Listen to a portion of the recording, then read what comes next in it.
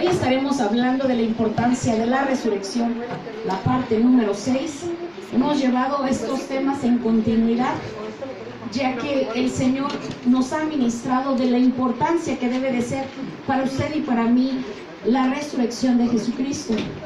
Ayer nos fue de grande bendición, estábamos en la boda de unos amigos y se sentaron unos hermanos, pastores, pero son pastores supervisores, porque están arriba de los pastores, y me llamó tanto la atención que estábamos la plática tan amena, y en esa plática no sé cómo dimos al tema de resurrección, y yo le estaba mencionando que yo estaba predicando esta temática, y él se sorprendió y me dijo, es la temática que yo concluí la semana pasada.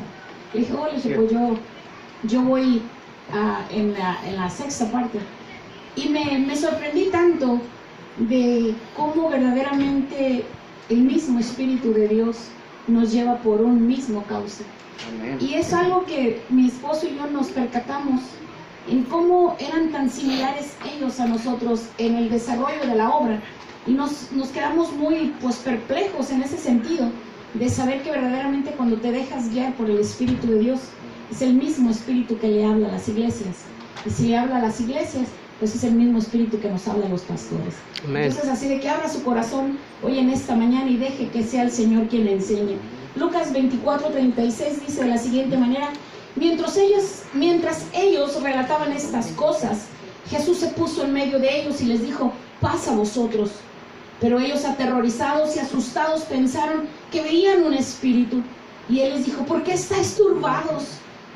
¿Y por qué surgen dudas en vuestro corazón?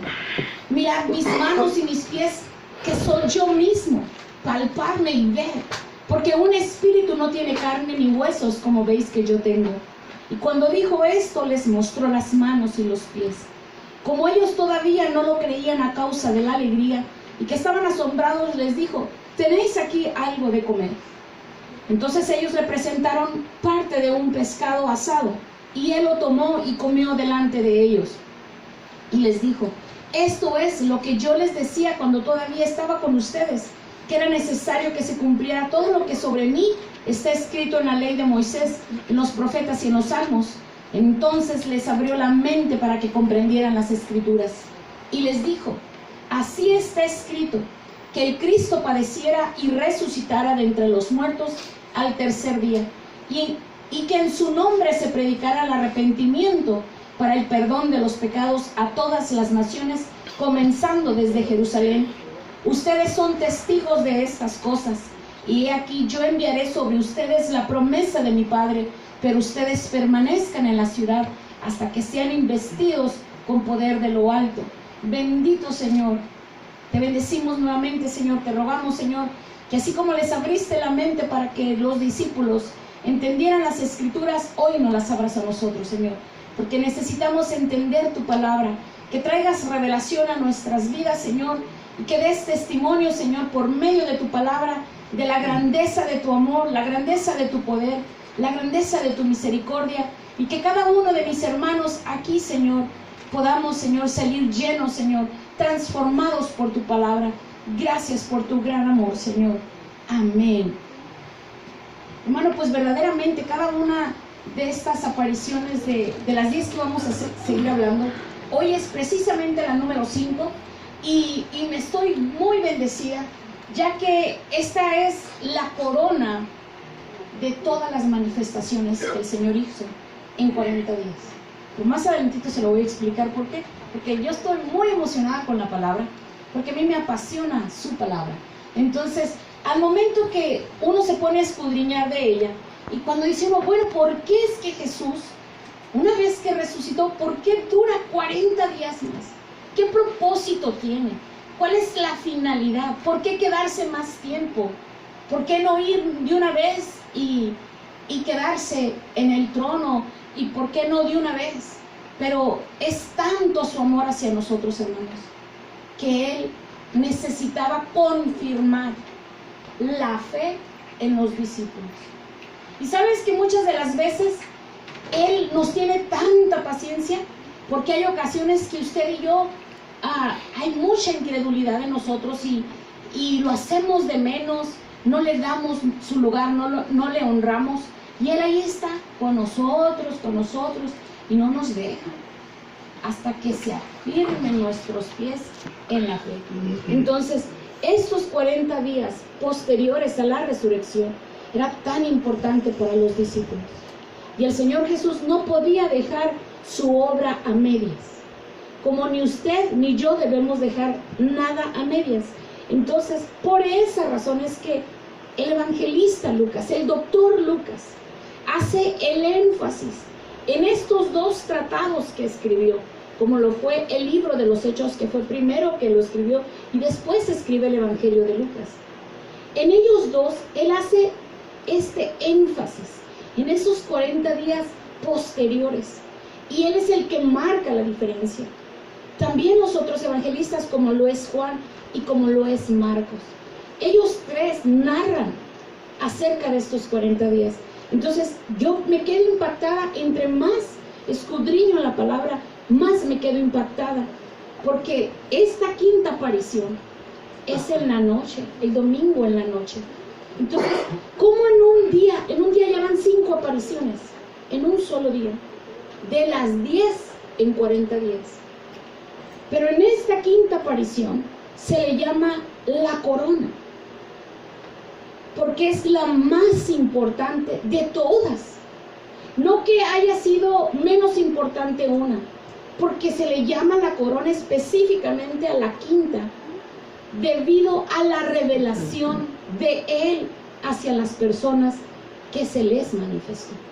Y a veces nosotros leemos la Escritura y no nos damos cuenta de muchos tesoros que ahí están dispuestos para ser tomados por aquel que le gusta indagar, por aquel que tiene esa devoción de sentarse y decir: ¿sabes qué, Señor? Háblame, muéstrame, revélate a mi vida. Y el Señor no se hace esperar. Entonces vamos a ir hablando el porqué de esa corona. Entonces vamos a adentrarnos, porque quiero llevarte al momento de esta quinta manifestación de Él, de cuando los discípulos, los 11 de ellos, lo vieron estando en grupo. Voy a conectarla con los del camino a Emaús, porque ellos se regresaron la semana pasada, la vimos, la cuarta. Ellos se regresaron de Emaús para contarles lo que ellos habían vivido en esa manifestación gloriosa. Versículo Lucas 24:33. Y levantándose en esa misma hora, o sea, los de Emaús, Cleofas uno de ellos, regresaron a Jerusalén y hallaron reunidos a los 11 y a los que estaban con ellos, que decían: es verdad que el Señor ha resucitado y se ha aparecido a Simón. Y ellos contaban sus experiencias en el camino y cómo le habían reconocido en el partir del pan. Mientras ellos relataban estas cosas, Jesús se puso en medio de ellos y les dijo: paz a vosotros. Miren, hermanos, ellos venían eufóricos. Cleofas venía, yo pienso que ellos venían corriendo en el trayecto de Emaús hacia Jerusalén. Esa emotividad, esa pasión, eso que bien ellos experimentado, era para impulsarlos a querer que la distancia se acortara, para ellos darles testimonios a los discípulos, porque los discípulos estaban entristecidos, atemorizados, con incertidumbres, ahí encerrados, hasta depresivos, me puedo pensar que era su condición de su alma, por el dolor, la angustia que ellos estaban experimentando. Y ellos llegan con esta alegría a testificarle a ellos. Mire, hermano, hay ocasiones que el Señor se revela a usted por medio de su palabra, quizás por medio de un sueño. Y la Escritura nos motiva a que nosotros debemos de dar honra y gloria y dar testimonio de la grandeza de su poder. Pero muchos de nosotros nos guardamos esas revelaciones, esas manifestaciones de Dios, y decimos: no, ha de haber sido un sueño frijolero. No, hermano, no son sueños frijoleros. Nuestra mente no es tan lista para pensar los deseos de Dios. Entonces muchas de las veces por eso nos guardamos en nuestro corazón, sin darnos cuenta que a nuestro alrededor hay personas que necesitan crecer en la fe, que necesitan depositar su confianza en Dios. Y este era el mismo caso. Ellos vinieron por lo que habían experimentado y vinieron a transmitírselos para alimentar, avivar el ánimo de los discípulos. Imagínate cómo se han de haber sentido los discípulos y decir, bueno, ya se apareció María Magdalena, porque María Magdalena vino a decirles. Y luego el grupo de las mujeres. Y luego vienen estos dos. A Pedro se le había parecido también, que fue el tercero, que no se narra, ver cómo fue su encuentro con él. Me imagino que era como para ya preguntarse a los discípulos, y bueno, ¿y el Señor qué pensará? ¿Por qué a nosotros no se nos revela? ¿Por qué nada más ellos? Es para pensar. Y nosotros decir, oye, pues ¿qué trae el Señor conmigo? Muchas cosas, hermano. Entonces, así estaba la condición de los que habían venido de Emaús, con esa alegría, testificándoles a los discípulos. Pero para su sorpresa, en ese momento, ¡pum! Así, ¡pum! Jesús se les aparece. Hermano, era de brincar. Era de que si estás malo del corazón, mira, suelto. Era de asustarte. Porque no tocó la puerta el Señor. Nomás, ¡pum! Así como cuando prendes el foco. Entonces Jesús se pone en medio de ellos, dice el versículo 36, y ellos se asustaron aún más. Aún más. Ándele, usted que quería que el Señor se le aparezca, hermano. A ver. Caemos, hermanos, damos el azotón. Versículo 37. Pero ellos, atemorizados y asustados, pensaron que veían un espíritu. Hermanos, hay otras versiones, dice que estaban, sí, esta es la aterrorizados. ¿Usted sabe qué es estar una persona aterrorizada? Es una persona que le cambia el semblante, se le ponen los pelos de punta, se pone pálido, se le va hasta el resuello. Así otros gritan del susto, así, ¡ah! Así estaban ellos. Con los pelos parados. Cuando se les pone el Señor ahí. O te curas del susto o te curas ahí. Porque era impresionante. Entonces, ellos estaban muy asustados por las noticias, hermanos. Ellos tenían miedo también de perder la vida. Les recuerdo que ya se habían corrido las noticias de que el cuerpo del maestro se habían robado. Eso fue lo que les pagaron a los soldados para que corrieran la noticia.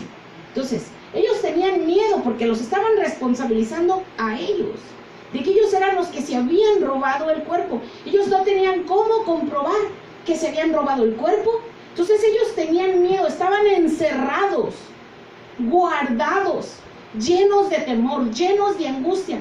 Ya no solamente le tenían miedo al sumo sacerdote con toda la gente, sino ya le tenían miedo al gobierno de Roma por lo que las especulaciones que se habían levantado de que ellos se habían robado el cuerpo. Entonces ellos tenían temor.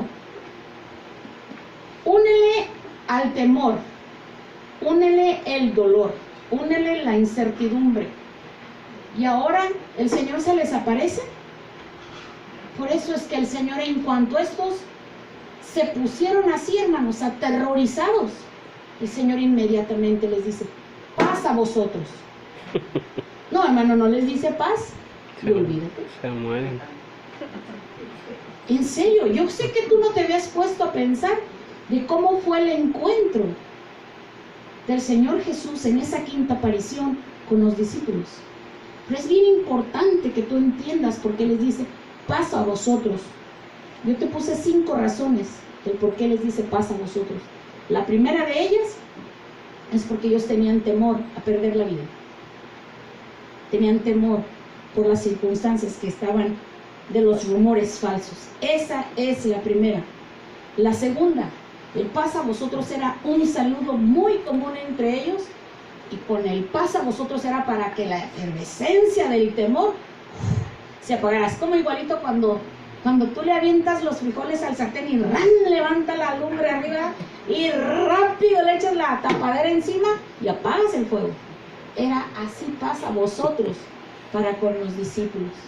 Así estaba la llamarada de temor en ellos, y el paz a vosotros era ponerles la tapadera para ahogar el oxígeno. Entonces, la tercera, para la costumbre de los judíos, hermano. Por eso estaban aterrorizados. Ellos ya conocían esto.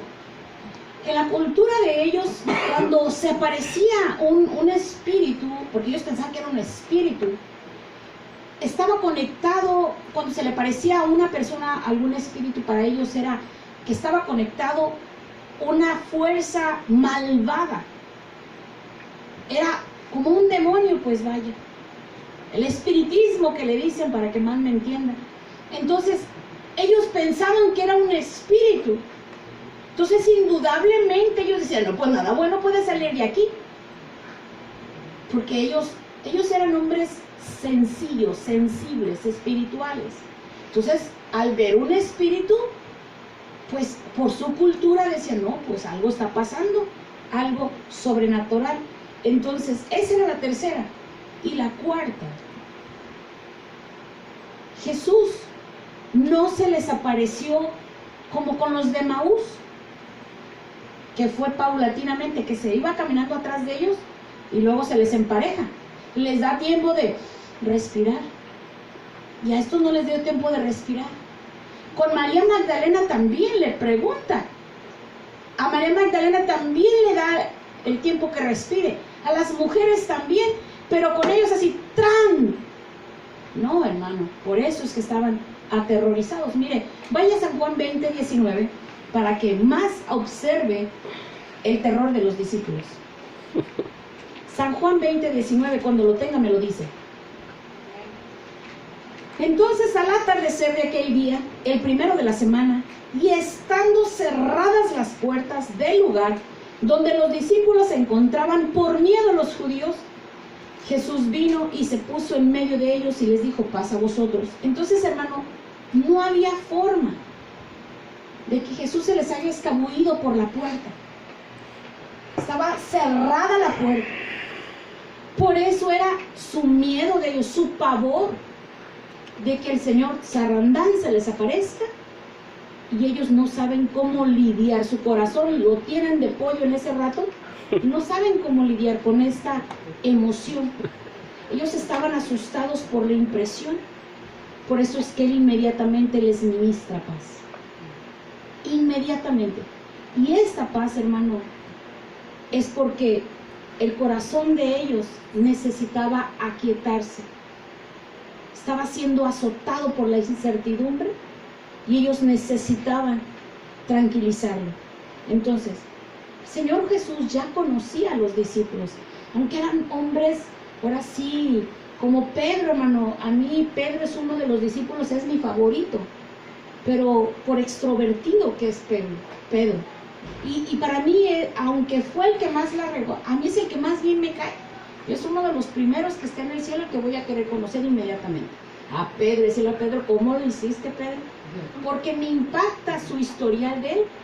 Entonces la Escritura nos dice que el Señor Jesús ya conocía que los discípulos eran hombres sensibles.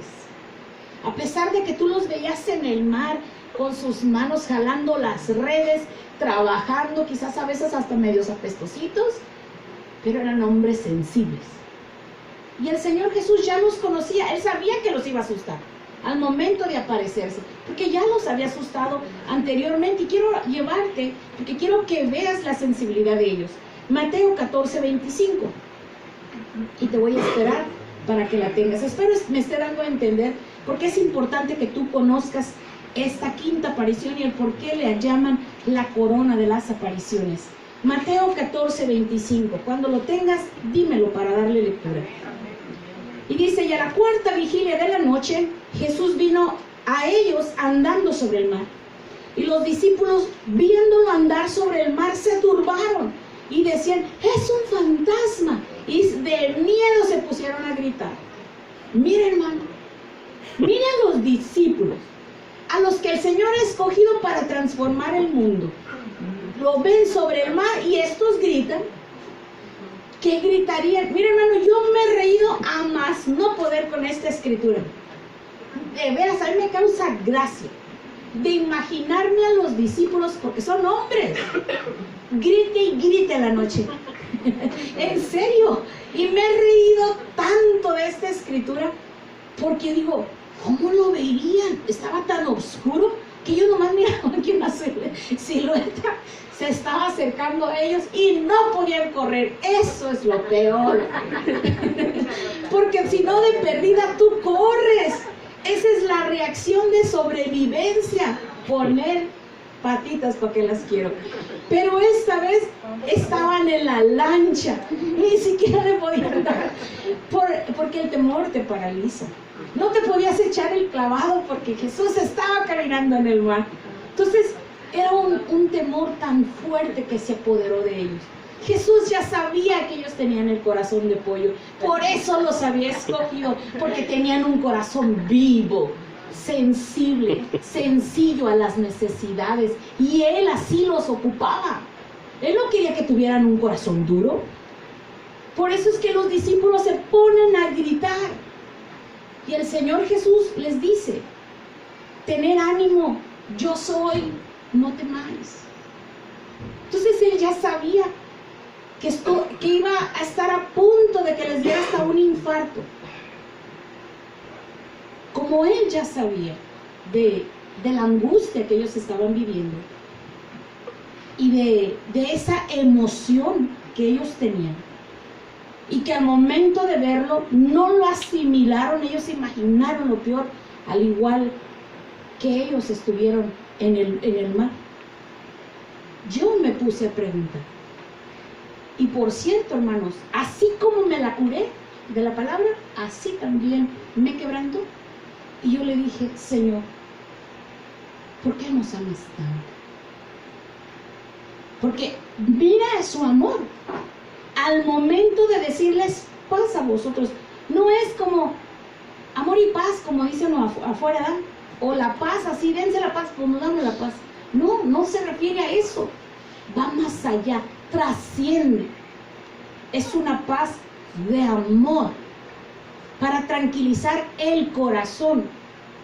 Y eso fue lo que a mí me conmovió y me solté llorando porque experimenté esa paz que Él les estaba diciendo. Y me acuerdo del Salmo que dice: ¿quién es el hombre para que tú tengas memoria de Él? Y el Hijo del Hombre para que le visites. Ese salmista estaba pensando el mismo amor que Dios le tiene a su pueblo. Y es el mismo amor que le tiene el Señor a los discípulos. Por eso es la corona de la manifestación. Es su amor a todo lo que da. Y yo me solté llorando y dije: Señor, y volteando al cielo, ¿por qué nos amas tanto? Si somos tan malos, Señor, tan desleales, desobedientes, perruchos. Y empecé a unirle a la lista. Santo. Pero yo con lágrimas, infieles. ¿Y por qué nos amas tanto? ¿Por qué no transmites paz? ¿Por qué no la das? Cuando nosotros estamos, ¿por qué aquietas nuestro corazón? Si tantas cosas que hacemos malas. Pero es el amor de Él hacia su pueblo. Y como Él es la fuente del amor, ese amor lo transmite por medio de la paz. Jesús ya les había enseñado acerca de este tema. San Juan 14:27 dice: la paz os dejo, mi paz os doy, no os la doy como el mundo la da. No se turbe vuestro corazón, ni tenga miedo.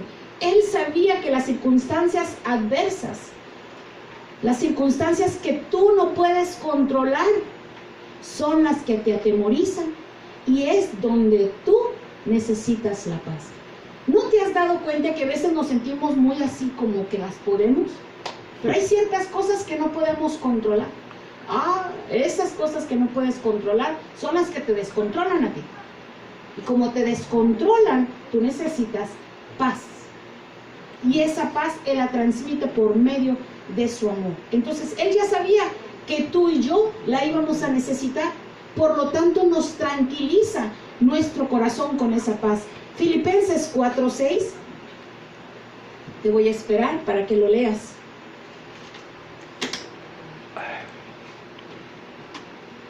Dice la palabra: por nada. ¿Y qué es por nada? Pues nada. Por nada estés afanosos. Antes bien en todo mediante oración y súplica, con acción de gracias, sean dadas a conocer vuestras peticiones delante de Dios. Y la paz de Dios, que sobrepasa todo entendimiento, guardará vuestros corazones y vuestras mentes en Cristo Jesús. Mira cómo es que la paz es la que tranquiliza tu corazón, es la que lo guarda, y no solamente lo guarda, lo baja a su nivel, a que esté latiendo de un nivel normal, sino que tu mente la tranquiliza. Y estamos hablando que la mente y el corazón es sinónimo de alma. Nosotros somos seres con un alma, y en el alma están las preocupaciones, lo que nos descontrola, lo que no podemos controlar. Entonces los discípulos, esa era su condición, por eso les dice: paz a vosotros. Haga de cuenta, les echó un balde de agua para que el corazón no reventara. Entonces, pero no solamente ellos estaban atemorizados, otras cosas ellos tenían en su corazón. Y esta es la principal.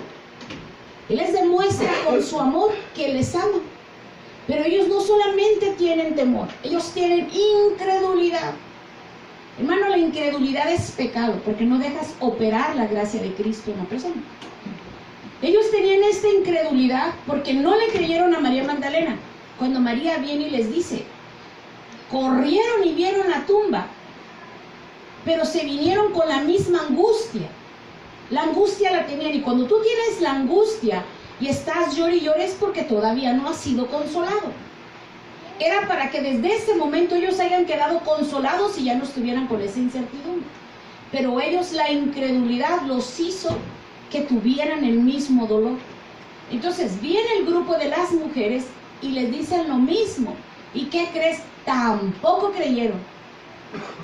Entonces Pedro, tampoco creyeron. Ahora vienen los de Emaús, Cleofas y su amigo, y tampoco creyeron. Por eso es que Jesús se les aparece, se les pone en medio de ellos. Y la incredulidad estaba anulando su fe, estorbándola para que ellos cumplieran el legado del Señor. Marcos 16:9. Marcos nos da a lujo de detalle lo que estaba en el alma de ellos en ese momento. Marcos 16:9. ¿Lo tienes? A veces los llevo muy a prisa con las citas, ¿verdad? Es que hay varios. Marcos 16:9 dice: y después de haber resucitado muy temprano el primer día de la semana, Jesús se apareció primero a María Magdalena, de la que había echado fuera 7 demonios. Y ella fue y se lo comunicó a los que habían estado con él, que estaban lamentándose y llorando. Cuando ellos oyeron que él estaba vivo y que ella le había visto, se negaron a creerlo, hermanos. Mire, obsérvelo. Después de esto se apareció en forma distinta a 2 de ellos cuando iban a camino al campo. Estos fueron y se lo comunicaron a los demás, pero a ellos tampoco les creyeron. Después se apareció a los 11 mismos cuando estaban sentados a la mesa y los reprendió por su incredulidad y dureza de corazón, porque no habían creído a los que le habían visto resucitado. Ese era el problema, hermanos. Por eso es que Jesús necesitaba aparecérseles, porque así ellos no podían ser útiles para el ministerio que Él los quería llevar. Ahí todavía eran discípulos, pero Él los quería convertir en apóstoles. Pero no podían ser apóstoles enviados con incredulidad. No podían. Ellos necesitaban afirmar su fe para el Señor transformarlos y enviarlos. Entonces, como discípulos con incredulidad no podemos ser útiles en el reino de Dios. Necesitamos depositar nuestra